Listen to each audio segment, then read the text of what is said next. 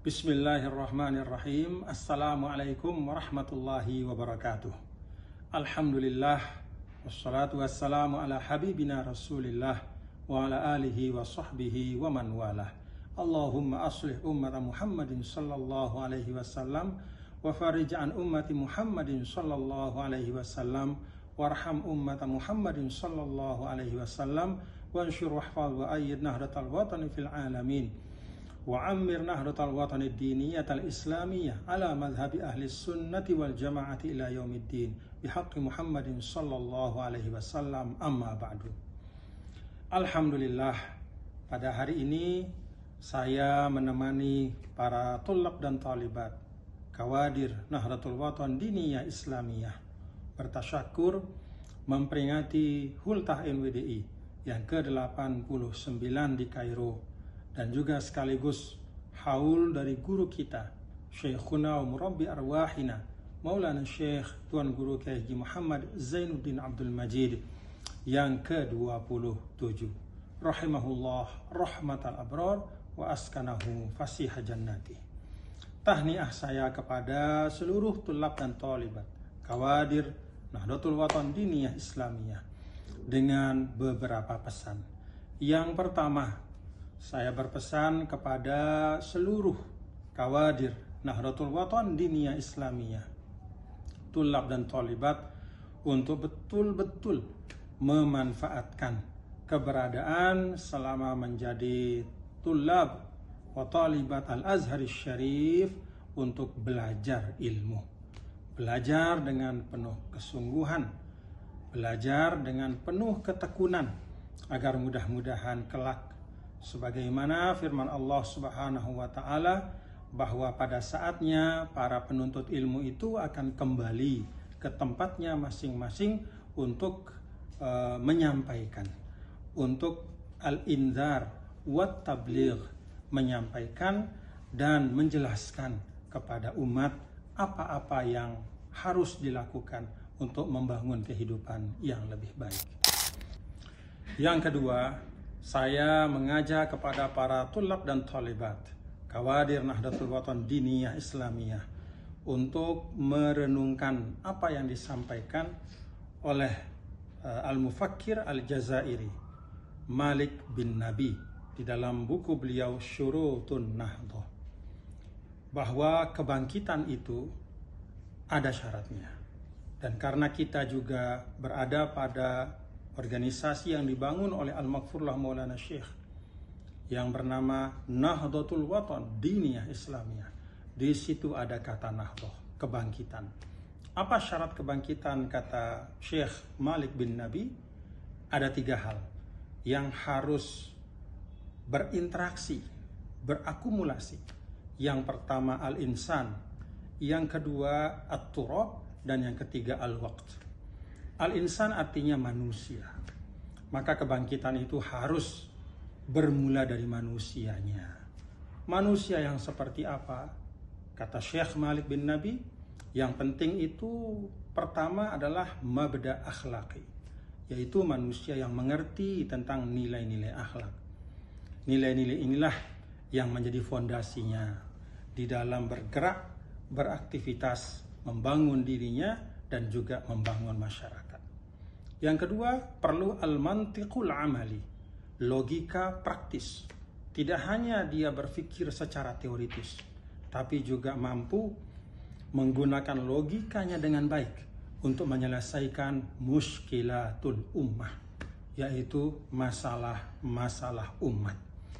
Tidak hanya menghafal pendapat-pendapat para ulama, tetapi juga mampu menurunkan, mewujudkan, mengaplikasikan pendapat-pendapat itu di dalam keseharian untuk menjadi solusi bagi permasalahan umat.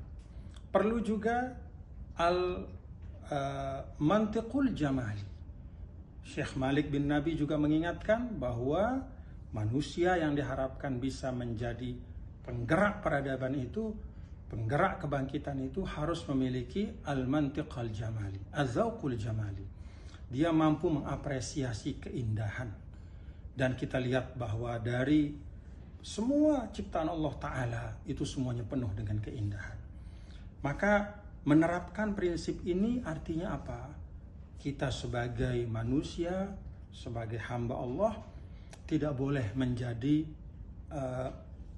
aktor yang mendestruksi keindahan bumi Allah ini. Kebaikan, sumber daya yang ada di bumi Allah, kita jaga, kita rawat untuk kebaikan. Kemudian yang kedua, unsur daripada kebangkitan itu, kata Malik bin Nabi, adalah at-turab awil maddah, yaitu tanah ataupun semua materi yang disiapkan oleh Allah dalam kehidupan. Ini adalah sarawatun ilahiyatun insaniyah. Ini adalah aset ilahiyah karena diciptakan Allah, insaniyah untuk digunakan oleh manusia. Maka digunakanlah dengan sebaik-baiknya. Bagaimana kita mampu memanfaatkan seluruh sumber daya? Kuncinya adalah pengetahuan, ilmu, dan teknologi. Karena itu kadar-kadar NWDI harus punya cukup ilmu untuk bisa mengelola seluruh sumber daya dan kekayaan itu dengan sebaik-baiknya. Yang ketiga adalah al-waktu. Al-waktu itu artinya ya waktu, sejarah. Alhamdulillah, seluruh tulab dan talibat kadar-kadar NWDI yang ada di Mesir sekarang berada pada tahapan sejarah di mana antum semua itu berada di Mesir. Hari ini antum ada di Mesir, ini adalah modal. Kalau kata Malik bin Nabi, ini unsur yang penting, melengkapi unsur manusia, melengkapi unsur materi, sejarah keberadaan kita, hari ini kita, waktu yang kita miliki harus menjadi aset untuk membangun masa depan. Nah, 3 syurutun nahdoh ini, kata Malik bin Nabi, harus diikat dengan pengikat yang kuat. Itulah ar-rakizatud diniyah. Pengikatnya itu adalah tuntunan agama. Ini hal yang kedua yang dapat saya sampaikan, dan ini menjadi pesan kepada seluruh tulab dan talibat kadar-kadar NWDI. Maknakan ini dengan baik, ya. Lalu analisa ini dengan baik, ya.